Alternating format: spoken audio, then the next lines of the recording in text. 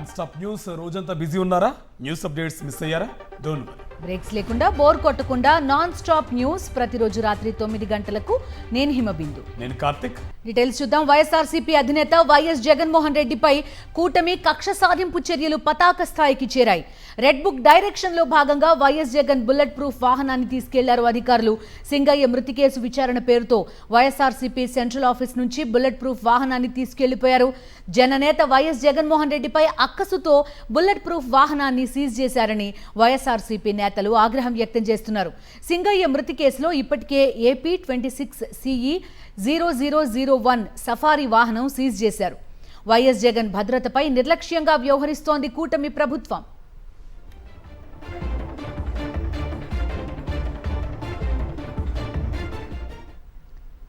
పూర్తి డీటెయిల్స్ అందిస్తారు మా కరెస్పాండెంట్ రవీంద్ర. చెప్పండి, చూస్తున్నాం ప్రస్తుతం బుల్లెట్ ప్రూఫ్ వాహనాన్ని కూడా తీసుకెళ్లిపోతున్న దృశ్యాలు కనిపిస్తున్నాయి. ఎలాంటి వివరాలు ఉన్నాయి మీ దగ్గర?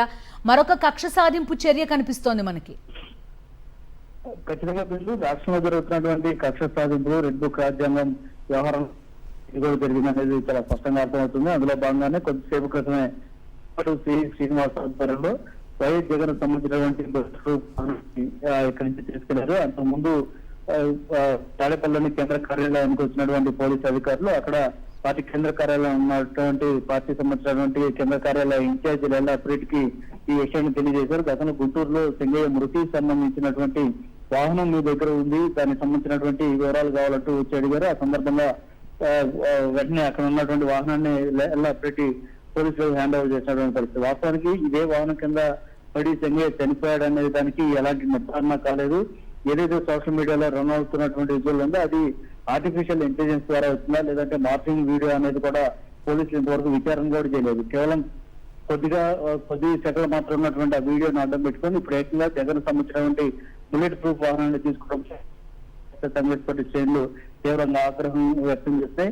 జగన్ మీద కక్ష సాధింపు కార్యక్రమంలో భాగంగానే ఈ విధంగా ఆయన సంబంధించినటువంటి వెహికల్ తీసుకెళ్లారంటూ కూడా వీరంతా కూడా ఆరోపణలు చేసినటువంటి పరిస్థితి. వాస్తవానికి గడిచిన సంవత్సర కాలంగా ఏదైతే ప్రభుత్వానికి సంబంధించినటువంటి చెప్పినటువంటి హామీలు అక్కడ కూడా అమలు చేయని నేపథ్యంలో ఇప్పటికే ప్రజల్లో పెద్ద ఎత్తున తిరుగుబాటు కనిపిస్తుంది. కానీ దాన్ని అణచివేసే కార్యక్రమం అట్లాగే డైవర్స్ రాజకీయాల్లో భాగంగానే ఇప్పుడు కక్ష సాధింపు పేరుతో జగన్ వాహనాన్ని సీజ్ చేసినటువంటి రాష్ట్ర వ్యాప్తంగా ఇది తీవ్ర చర్చనీయాంశంగా మారింది. Okay Ravinder, thank you. రేపు వైఎస్ఆర్సీపీ అధినేత వైఎస్ జగన్మోహన్ రెడ్డి అధ్యక్షతన ఆ పార్టీ విస్తృత స్థాయి సమావేశం జరగనుంది. ఈ మీటింగ్కు ఎమ్మెల్యేలు, ఎమ్మెల్సీలు, పార్లమెంట్, అసెంబ్లీ నియోజకవర్గాల సమన్వయకర్తలు, పార్లమెంట్ నియోజకవర్గాల పరిశీలకులు, జిల్లా అధ్యక్షులతో పాటు రీజనల్ కోఆర్డినేటర్లు హాజరు కానున్నారు. కూటమి ఏడాది పాలన వైఫల్యాలు, హామీలు ఎగ్గొట్టిన వైనం, అక్రమ కేసులు సహా పలు అంశాలపై చర్చించనున్నారు. చంద్రబాబు నిరుద్యోగ భృతి ఇవ్వకుండా చేసిన మోసంపై వైఎస్ఆర్సీపీ ఆధ్వర్యంలో రాష్ట్ర వ్యాప్తంగా యువతీ యువకులు చేపట్టిన యువత పోరు సక్సెస్ కావడంపై వైఎస్ఆర్సీపీ అధినేత వైఎస్ జగన్మోహన్ రెడ్డి హర్షం వ్యక్తం చేశారు. యువత పోరు పేరిట రోడ్డెక్కి నిరసన కార్యక్రమం చేపట్టి ప్రభుత్వం కళ్లు తెరిచేలా బ్రహ్మాండంగా విజయవంతం కావడంలో సహకరించిన వారందరికీ అభినందనలు తెలియజేస్తున్నారని చెప్పారు. ఈ నిరసన కార్యక్రమంలో శాంతియుతంగా ఆందోళన చేస్తున్న విద్యార్థులు, యువతపై సోమవారం నరసరావుపేటలో పోలీసుల లాఠీచార్జ్ తీవ్రంగా ఖండించారు వైఎస్ జగన్. నిరుద్యోగ భృతి ఇస్తామని మేనిఫెస్టోలో చెప్పడమే కాకుండా ప్రతి ఇంటికి వెళ్లి వివిధ రకాలుగా బాండ్లు పంచారు. ఇంట్లో ఎంతమంది విద్యార్థులు, యువకులు ఉన్నారో అంతమందికి నిరుద్యోగ భృతి కింద నెలకు 3,000 చొప్పున ఇంత వస్తుందని లెక్కేసి మరీ బాండ్లు ఇచ్చారు. చంద్రబాబు అధికారంలోకి రాగానే ఆ మేరకు జూన్ 2024 నుంచి వారి ఖాతాల్లో జమ అవుతుందని ప్రజలకు బాండ్లు రాసి మరీ ఇచ్చారు.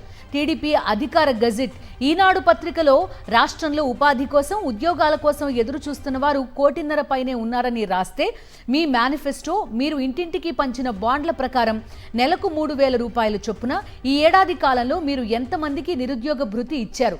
ఒక్కరికి ఇవ్వకపోగా ఈ ఏడాది మళ్లీ ఎగరగొట్టే మోసానికి దిగారని వైఎస్ జగన్మోహన్ రెడ్డి ఆగ్రహం వ్యక్తం చేశారు. మరో వంక 2024 జనవరి, మార్చి త్రైమాసికానికి సంబంధించి విద్యా దీవెన కింద ఫీజు రియంబర్స్మెంట్ ని అదే సంవత్సరం 2024లో చెల్లింపులు చేయాలి. ఎన్నికల కారణంగా అది నిలిచిపోయింది. అప్పటి నుంచి ఈ జూన్ 2025 వరకు 6 త్రైమాసికాలుగా మొత్తంగా 4,200 కోట్లు పెండింగ్. ఇందులో ఇచ్చింది కేవలం 750 కోట్లు. వసతి దీవెన కింద ఏప్రిల్ 2024న చెల్లించాల్సిన ఒక విడత, ఈ ఏడాది ఏప్రిల్ 2025లో చెల్లించాల్సిన మరో విడత కలిపి 2,200 కోట్లు పెండింగ్. మొత్తంగా 6,400 కోట్లకు గాను ఇచ్చింది కేవలం 770 కోట్లు. చంద్రబాబు ఇవ్వకపోవడంతో ఇవాళ విద్యార్థులు చదువులు మానుకుని పనులకు పోవలసిన పరిస్థితులు వచ్చాయని వైఎస్ జగన్మోహన్ రెడ్డి ఆవేదన వ్యక్తం చేశారు.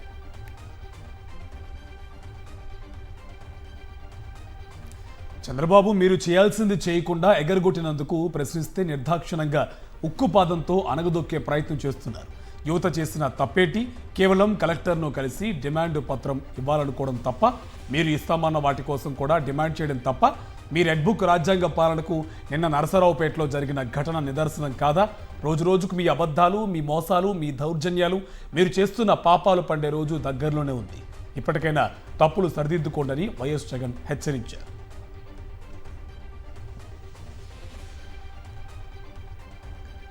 రాజధాని కోసం మళ్లీ భూసేకరణ చేసేందుకు ఏపీ కేబినెట్ ఆమోదం తెలిపింది. ఇప్పటికే అమరావతి కోసం 54,000 ఎకరాల భూమి సేకరించింది. మళ్లీ పెద్ద ఎత్తున భూసేకరణకు నిర్ణయం తీసుకుంది కూటమి ప్రభుత్వం. పూర్తి డీటెయిల్స్ అందిస్తారు మా కరెస్పాండెంట్ సతీష్. సతీష్, చెప్పండి, ఇన్ని ఎకరాల భూమి ఏం చేసుకుంటారని చాలా మంది ప్రశ్నిస్తున్న పరిస్థితి, అయినా లెక్క చేయట్లేదు కూటమి ప్రభుత్వం.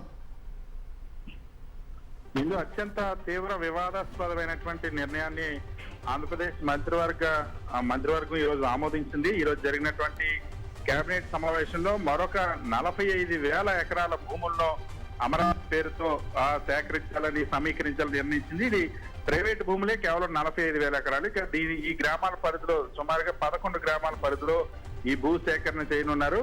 ఈ గ్రామాల పరిధిలో ప్రభుత్వ భూములన్నీ కలిపితే దాదాపుగా ఇంకా ఎన్ని వేల ఎకరాలు అవుతుందన్న సంబంధించి ఇంకా స్పష్టత రావాల్సిన అవసరం. అయితే ఇప్పటికే 45,000 ఎకరాలు అయితే సేకరించున్నట్టు, 45,000 ఎకరాలు సేకరించున్నట్టు మంత్రి నారాయణ కూడా వెల్లడించారు. ఇది కేవలం అంతర్జాతీయ విమానాశ్రయం పేరుతో 5,000 ఎకరాలు, 2,500 ఎకరాల్లో స్పోర్ట్స్ సిటీ, 2,500 ఎకరాల్లో స్మార్ట్ ఇండస్ట్రీస్ కోసం అంటూ ఈ కొత్త ల్యాండ్ పూలింగ్ కి మళ్ళీ సిద్ధమవుతుంది. ఈ లెక్కను చూసి వాస్తవానికి అవసరాల కోసమైనా 10,000 ఎకరాలు మాత్రమే అవసరం ఉంటుంది. కానీ 45,000 ఎకరాల భూములను సమీకరించడం పట్ల సర్వత్రా విమర్శలు వెల్లువెత్తుతున్న పరిస్థితి. ఎందుకంటే ఇప్పటికే రాష్ట్ర ప్రభుత్వం అమరావతి పేరుతో 29 గ్రామాల పరిధిలో 54,000 ఎకరాల భూములు సేకరించింది. అందులో 34,000 ఎకరాల రైతులు ఇచ్చినటువంటి భూములు, మిగిలినటువంటి ప్రభుత్వ భూములు ఉన్నాయి. ఆ 54,000 ఎకరాల్లో ఇప్పటికీ ఎటువంటి యాక్టివిటీ కూడా, ఒక తాత్కాలిక హైకోర్టు, తాత్కాలిక సచివాలయం తప్ప ఎటువంటి రాజధాని కార్యకలాపాలు కూడా ఇప్పుడు జరగడం లేదు.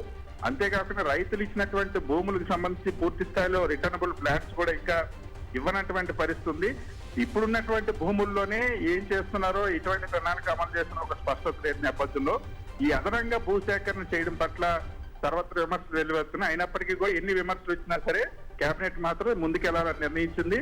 45,000 ఎకరాలు మళ్ళీ సేకరించినట్టు స్పష్టం చేసింది. వడ్డే శోభనాద్రీశ్వరం లాంటి వాళ్ళు ఇదొక దారుణమైనటువంటి నిర్ణయం అంటూ ఇప్పటికే విమర్శించినప్పటికీ, ఇతర రాజకీయ కమ్యూనిస్ట్ పార్టీలు కూడా విమర్శించినప్పటికీ కూడా ప్రభుత్వం ఈ 45,000 ఎకరాల భారీ భూ సమీకరణకు ఈ రోజు కేబినెట్ లో ఆమోదం తెలిపింది. Okay Satish, thank you. కేసీఆర్ సీఎంగా ఉన్నప్పుడే రాయలసీమ లిఫ్ట్ ఇరిగేషన్ జీవోలు ఇచ్చారని సీఎం రేవంత్ రెడ్డి గుర్తు చేశారు.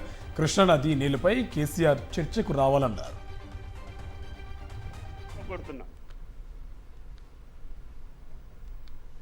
గోదావరి జలాలను రాయలసీమకు తరలించకపోయినని రోజమ్మ పెట్టిన రాగి సంకటి రొయ్యల పులుసు తిని రాయలసీమను రతనాల సీమ చేస్తా అని చెప్పిన చవటవు నువ్వు కాదా అని నేను అడుగుతున్నా.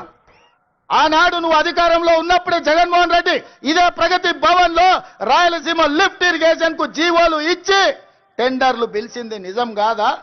పోతిరెడ్డి పాడు పొక్కను పెద్దది చేసి రోజుకు 10 టీఎంసీల నీళ్లను తరలించకపోవడానికి సంతకాలు చేసి ప్రణాళికలు అమలు చేసింది నువ్వు ముఖ్యమంత్రిగా ఉన్నప్పుడు కాదా? ఇన్ఛార్జి మంత్రుల పనితీరుపై అసంతృప్తి వ్యక్తం చేశారు సీఎం రేవంత్. ఇన్ఛార్జి మంత్రులు నామినేటెడ్ పదవులను భర్తీ చేయడం లేదన్నారు.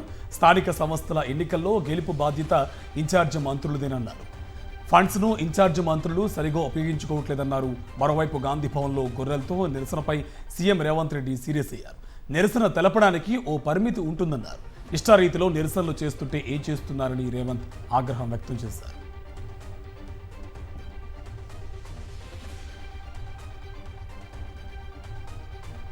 బూత్ స్థాయి నుంచి పార్టీ బలోపేతంపై గాంధీ భవన్లో పీఏసీ సమావేశం జరిగింది. సీఎం రేవంత్ రెడ్డి నాయకత్వంలో ఏడాదిన్నర కాలాన్ని గోల్డెన్ పీరియడ్గా అభివర్ణించామని డిప్యూటీ సీఎం భట్టి విక్రమార్క తెలిపారు. రుణమాఫీ, రైతు భరోసా, సన్నబియ్యం వంటి పథకాలపై చర్చించామన్నారు. ప్రతి నియోజకవర్గానికి 4500 ఇందిరమ్మ ఇళ్లు ఇస్తున్నామని వెల్లడించారు.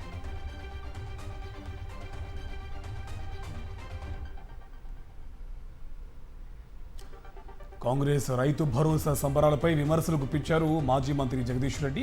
రైతుల్ని మోసం చేసేందుకు కాంగ్రెస్ ప్రభుత్వం సంబరాలు చేసుకుంటుందా అని ప్రశ్నించారు. రైతు భరోసా 3 సార్లు ఎగ్గొట్టినందుక సంబరాలు అంటూ ఫైర్ అయ్యారు. ఎందుకు 2.5 నెలలు ఓట్ల కళ్ళలో వండబెట్టి 4 సార్లు నానబెట్టి తడిపినందుక, లేదా 4 విడతలు ఇవ్వాల్సిన రైతు బంధు ఎగ్గొట్టి ఒకనాడు వేసినట్టు చేసి మళ్ళీ ఎన్నికల నాడు వేస్తున్నందుకు సంబరాలా? రైతు బీమా ఎగ్గొట్టి పాపం చనిపోయిన కుటుంబాలు ఉసురు పోసుకుంటున్నందుకు సంబరాలా?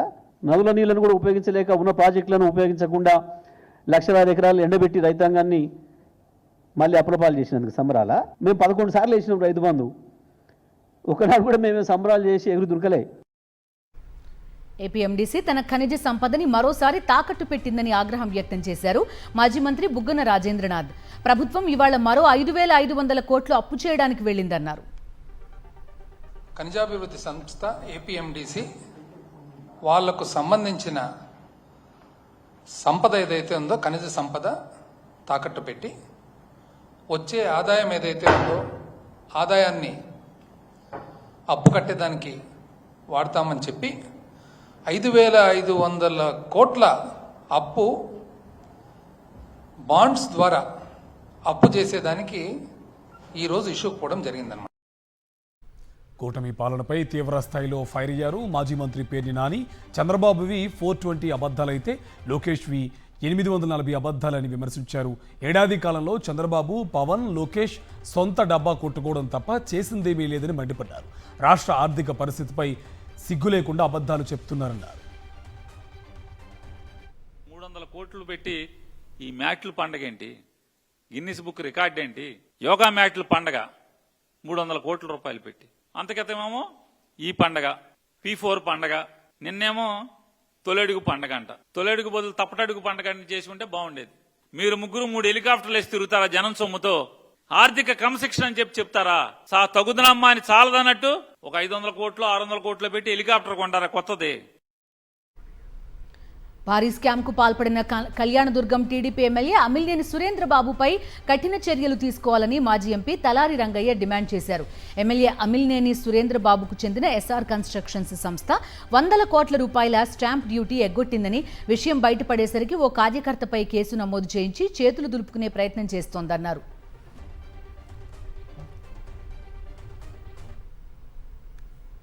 SHCL అంటారు, స్టాక్ హోల్డింగ్ కార్పొరేషన్ ఆఫ్ లిమిటెడ్కి సంబంధించి, ఇండియాకి సంబంధించింది. అది వాటికి సంబంధించి 100 రూపాయలు అక్కడ జమ అయింది. అప్పుడు 1,00,000 రూపాయల్లో 100 రూపాయలు జమ అవుతుంది అంటే 99,900 రూపాయలు ఎవరి దాంట్లోకి వెళ్ళాయి. ఎస్ఆర్ కన్స్ట్రక్షన్ వాళ్ళు ఇక్కడ అనంతపూర్లోను బెంగళూరులో వాళ్ళ కంపెనీలు ఉంటే కళ్యాణదుర్గంలో ఎందుకు ఈ స్టాంపులు కొన్నారు? విశాఖలో 3వ రోజు MTS ఉపాధ్యాయులు ఆందోళన చేపట్టారు. DEO కార్యాలయం వద్ద బైఠాయించి నినాదాలు చేశారు. గత ప్రభుత్వ హయాంలో బదిలీలు ఏ విధంగా చేశారో అదేవిధంగా ఇప్పుడు కూడా బదిలీలు చేయాలని MTS టీచర్లు డిమాండ్ చేశారు. ఇప్పటికే కౌన్సిలింగ్ను బాయ్కాట్ చేసిన ఉపాధ్యాయులు తమకు స్పష్టత ఇచ్చే వరకు ఆందోళనను విరమించేది లేదన్నారు. విశాఖ ఉక్కుకు కూటమి ప్రభుత్వం వెన్నుపోటు పొడుస్తోంది. ప్లాంట్ ప్రైవేటీకరణకు కూటమి ప్రభుత్వం శరవేగంగా అడుగులేస్తోంది. స్టీల్ ప్లాంట్లో 2 విభాగాలను ప్రైవేట్ పరం చేసేందుకు అడుగులేస్తున్నారు. దీనికి సంబంధించి దరఖాస్తులను కూడా ప్రభుత్వం ఆహ్వానించింది.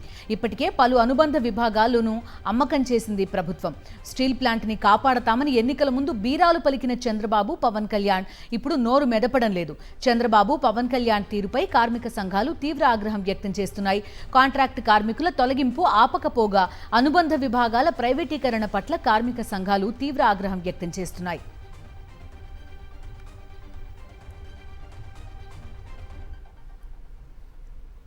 మామిడి ధరలు పతనమవడంతో ఉమ్మడి చిత్తూరు జిల్లా రైతులు వెల్లువెల్లాడుతున్నారు.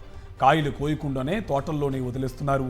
కళ్ల ముందు కాయలు నేలరాలి కుళ్ళిపోతుండడం చూసి తట్టుకోలేని కొందరు రైతులు నష్టపోతామని తెలిసినా కోత కోసి మండీల వద్దకు తీసుకొచ్చి నిరీక్షిస్తున్నారు. మరోవైపు ఫ్యాక్టరీల నుంచి అనుమతి రాక, ఎగుమతి లేక మండీల వద్దకు చేరిన మామిడి అక్కడే మగ్గిపోతుంది. మామిడి రైతులు ఫ్యాక్టరీలకు వెళ్లలేక, మండీలకు చేరిన సరుకు పంపడానికి వీలు లేక రోడ్లపై పారేస్తున్నారు. ఆరుగాలం కష్టపడి పండించిన మామిడి పంటను కొనేవారు కరువవడంతో రైతు కంట కన్నీరు కారుతుంది. బరువెక్కిన హృదయంతో వెనుదిరిగి వెళ్తున్న రైతులు ఈ ప్రభుత్వంలో బతకలేమని మామిడి చెట్లను నరికేస్తున్నారు. మామిడి ధరలు జిల్లాలో రోజురోజుకు పతనమవుతుండడంతో అన్నదాత గుండె తరుక్కుపోతుంది. కళ్ళ ముందే కాయలు తోటల్లోనే రాలిపోతుంటే ఆశలు కూలిపోతున్నాయి. మండీలు, ర్యాంపుల వద్ద తోతాపురిని అడిగేవారి లేకపోవడంతో ట్రాక్టర్లలో తెచ్చిన మామిడిని నేలపాలు చేసి వెలిపిస్తున్న రైతులు. ఈ క్రమంలో కడుపు మండిన అన్నదాత తన చేత్తోనే గారాభంగా పెంచుకున్న మామిడి చెట్లను నిలువున నరికివేస్తూ కన్నీరు కారుస్తున్నారు. రైతన్నను ఆదుకొని ప్రభుత్వంపై మండిపడుతున్నారు. చాలా దారుణంగా ఉంది సార్. దానికి ఏ మందులు డబ్బులు ఏం రావడం, దాన్ని నమ్ముకొని చాలా దివాలా తీసేసినాము. ఇప్పుడు 10 రోజులుగా తిరుగుతాడమ్మా ఇక్కడికి. ఈ రోజు రేపంటారు, టోకన్ ఎప్పుడు ఇస్తారో తెలియదు, ఎప్పుడు చేస్తామో తెలియదు, కోసుకొస్తే తీసుకుంటారో తీసుకోరో తెలియదు. అట్లుంది సార్ పరిస్థితి. టోకన్ కోసం రోజు ఏం పనులు వదిలేసి కూలి చేసుకునేవాడిని సార్. 3 ఎకరాల తోటే ఉండేది. ఆ కాయలు సేల్ చేసుకోలేకన్నా రోజు ఇటు తిరుగుతూ ఉండాలి సార్. జూన్ 11న అనకాపల్లి ఫార్మా కంపెనీలో గ్యాస్ లీక్ అయి 2 ఉద్యోగులు మృతి చెందిన ఘటనలో ఏపీ ప్రభుత్వానికి ఎన్హెచ్ఆర్సీ నోటీసులు ఇచ్చింది. గ్యాస్ లీక్ ఘటనను సువోమోటోగా స్వీకరించిన జాతీయ మానవ హక్కుల సంఘం 2 వారాల్లో నివేదిక పంపాలని ఏపీ ప్రభుత్వ ప్రధాన కార్యదర్శి ఎస్పీకి నోటీసులు జారీ చేసింది. మృతుల కుటుంబాలకు నష్టపరిహారం చెల్లించాలని, గాయపడిన వారి ఆరోగ్య పరిస్థితిపై నివేదిక ఇవ్వాలని ఆదేశించింది. ఇది మానవ హక్కుల ఉల్లంఘన అని అభిప్రాయపడింది జాతీయ మానవ హక్కుల సంఘం. అంతరిక్ష యానానికి ఎంపికైన దంగేటి జాహ్నవికి వైఎస్ఆర్సీపీ అధినేత వైఎస్ జగన్మోహన్ రెడ్డి అభినందనలు తెలిపారు.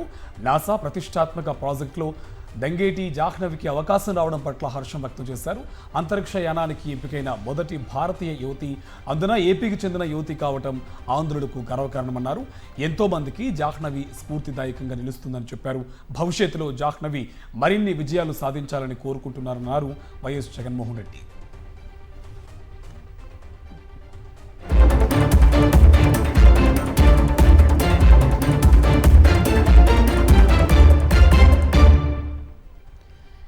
జాతీయ వార్తలకు వెళ్దాం. బీహార్ మాజీ ముఖ్యమంత్రి ఆర్జేడీ అధ్యక్షుడు లాలూ ప్రసాద్ యాదవ్ మరోసారి పార్టీ జాతీయ అధ్యక్షుడిగా ఎన్నికయ్యారు.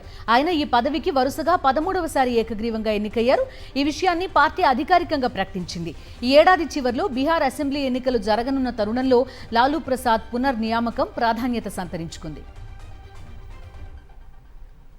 ఇరాన్లోని కెర్మన్ మెడికల్ యూనివర్సిటీలో చదువుతున్న 5గురు ఏపీ విద్యార్థులు ఢిల్లీకి చేరుకున్నారు. ప్రస్తుతం అక్కడున్న పరిస్థితులు ఎలా ఉన్నాయో విద్యార్థులు వివరించారు. తాము ఉన్న చోట యుద్ధ ప్రభావం లేదని, ముందస్తు జాగ్రత్తగా కాలేజీ యాజమాన్యం సెలవులు ప్రకటించిందన్నారు. యుద్ధం కారణంగా పరీక్షలు ఆగిపోయాయని, కాల్పుల విరమణ అనంతరం మళ్లీ ఇరాన్ వెళ్లి చదువుకొని కొనసాగిస్తామని చెప్తున్నారు విద్యార్థులు. ఎయిర్ ఇండియా విమాన ప్రమాదంతో అప్రమత్తమైన డీజీసీఏ దేశంలోని ప్రధాన విమానాశ్రయాలను పరిశీలించింది. ఈ క్రమంలోనే విమానయాన వ్యవస్థలో అనేక లోపాలున్నాయని గుర్తించినట్టు తెలిపింది. విమానాలు, రన్వేల్లో లోపాల వంటివి ఇందులో ఉన్నాయని ఓ ప్రకటనలో తెలిపింది. డీజీసీఏ జాయింట్ డైరెక్టర్ జనరల్ ఆధ్వర్యంలోని 2 బృందాలు ఇటీవల ఢిల్లీ, ముంబై సహా దేశంలోని ప్రధాన విమానాశ్రయాల్లో సమగ్ర పరిశీలనలు చేశాయి. Flight operations, ramp safety, air traffic control, communications, navigation systems, pre flight medical evaluations తదితర అంశాలను క్షుణ్ణంగా పరిశీలించాయి. ఓ ఎయిర్పోర్ట్లో అరిగిపోయిన టైర్ల కారణంగా ఓ దేశీయ విమానం నిలిచిపోయినట్టు అధికారులు గుర్తించారు. విమానాల్లో లోపాలు అనేక సార్లు పునరావృతమైన కేసులు వెలుగు చూశాయని డీజీసీఏ తెలిపింది. ట్రైన్ టికెట్ ధరలు స్వల్పంగా పెరగనున్నాయి. జూలై 1 నుంచి పెరిగిన ధరలు అమల్లోకి రానున్నాయి. Non AC mail express train ticket ధర కిలోమీటర్కు 1 పైసా, ఏసీ తరగతి టికెట్ ధర కిలోమీటర్కు 2 పైసలు చొప్పున పెరగనున్నాయి. సబర్బన్ టికెట్ ధరలు 500 కిలోమీటర్ల వరకు, సెకండ్ క్లాస్ ప్రయాణానికి ఈ పెంపు వర్తించదు. 500 కిలోమీటర్లు దాటితే కిలోమీటర్కు 1 పైసా చొప్పున చెల్లించాల్సి ఉంటుంది. తత్కాల్ టికెట్కు సంబంధించి రైల్వే శాఖ ఇటీవలే కీలక నిర్ణయం తీసుకుంది. ఆధార్ అథెంటికేషన్ ఉన్నవారికి తత్కాల్ టికెట్లు బుక్ చేసుకునే వెసులుబాటు కల్పించింది. జూలై 1 నుంచి ఈ మార్పు అమల్లోకి రానుంది. అదే రోజు నుంచి టికెట్ ధరల పెంపు కూడా అమల్లోకి రానున్నట్టు రైల్వే వర్గాలు పేర్కొన్నాయి. నెలవారీ సీజన్ టికెట్ ధరల్లోనూ ఎలాంటి మార్పు ఉండబోదని సంబంధిత వర్గాలు తెలిపాయి. బిజినెస్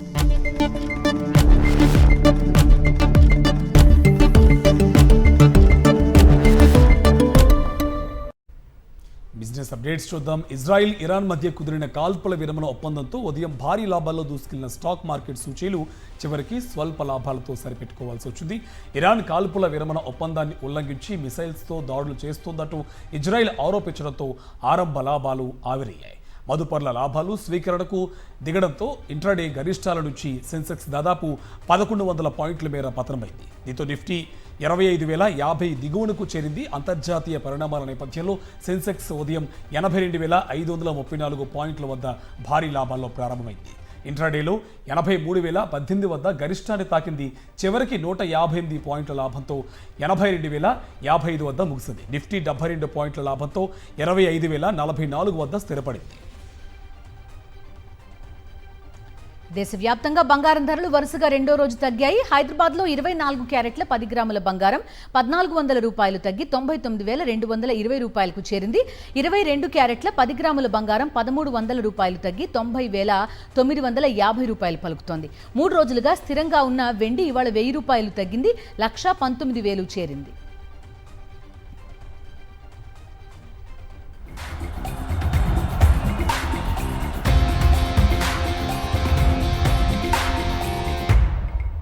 స్పోర్ట్స్ అప్డేట్స్ చూద్దాం. ఇంగ్లాండ్తో జరుగుతున్న తొలి టెస్ట్ చివరి రోజు ఆట ఉత్కంఠగా సాగుతోంది. వికెట్ల కోసం భారత బౌలర్లు చెమటోడుస్తున్నారు. టీమిండియా నిర్దేశించిన 371 టార్గెట్ను ఇంగ్లాండ్ ధీటుగా ఎదుర్కొంటుంది. ఇంగ్లాండ్ బ్యాట్స్మెన్ బెన్ డెకౌట్ సెంచరీతో చెలరేగి ఆడాడు. 170 బంతుల్లో 149 పరుగులు చేసి శార్దూల్ ఓవర్లో నితీష్ రెడ్డికి క్యాచ్ ఇచ్చి అవుట్ అయ్యాడు. జాక్ క్రాలీ హాఫ్ సెంచరీ చేసి అలరించాడు.